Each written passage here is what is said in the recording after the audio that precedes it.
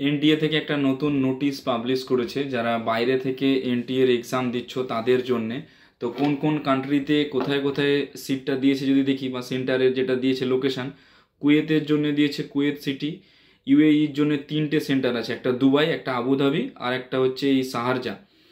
থাইল্যান্ডের জন্য আছে ব্যাংকক, শ্রীলঙ্কার জন্য কলম্বো, কাতারের জন্য দোহা, নেপালের জন্য কাঠমান্ডু, মালয়েশিয়ার জন্য হচ্ছে কুয়ালালামপুর, নাইজেরিয়ার জন্য লাগোস, বাহরেনের জন্য মানামা, ওমানের জন্য মুস্কাট, সৌদি আরবিয়ার জন্য রিয়াদ, সিঙ্গাপুরের জন্য রয়েছে সিঙ্গাপুরে। তো যারা বাইরে থেকে এক্সাম দিচ্ছ নিটের, তাদের এই সেন্টারগুলো রয়েছে, যে যেই কান্ট্রিতে রয়েছে সেই কান্ট্রিতে থেকেই কিন্তু এক্সাম দিতে পারবে, এবং অ্যাকর্ডিং টু দেয়ার কান্ট্রি তারা কিন্তু এক্সাম সেন্টার সিলেক্ট করতে পারো।